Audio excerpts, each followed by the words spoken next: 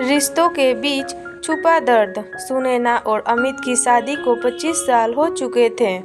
देखने में उनका परिवार खुशहाल लगता था। एक बेटा, एक बेटी, अच्छी नौकरी, बड़ा घर।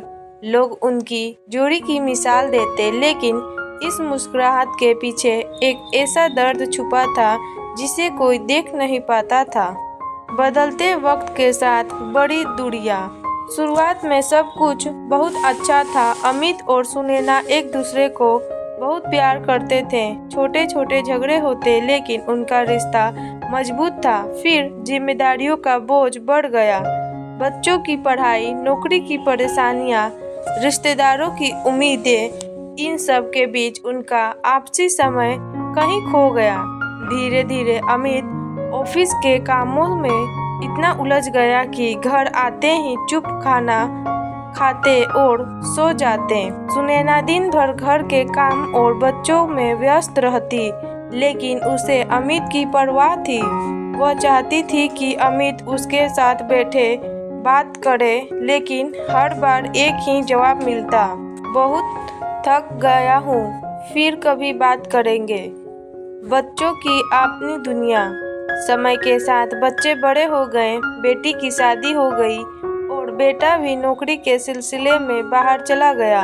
अब घर में सिर्फ अमित और सुनैना थे, लेकिन अब भी वही दूरियां थी। सुनैना को कभी कभी लगता, क्या यही मेरे जीवन है?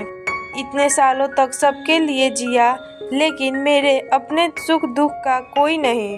एक दिन उसने हिम्मत करके अमित से कहा, अमित, क्या तुम्हें कभी ऐसा नहीं लगता है कि दोनों के बीच अब कोई रिश्ता ही नहीं बचा? हम बस एक ही छत के नीचे रहते हैं, लेकिन दिल से बहुत दूर हैं। अमित ने पहले तो यह बात टाल दी, लेकिन फिर उसे एहसास हुआ कि सच में रिश्ते में एक अनकही दूरी आ चुकी थी। छुपे दर्द का एहसास। एक दिन अमित ऑफिस से जल्दी आ गया। उसने देखा कि सुनैना बालकनी में अकेली बैठी थी। उसकी आंखें सूनी थी। उसने पहली बार महसूस किया कि वह कितनी अकेली थी।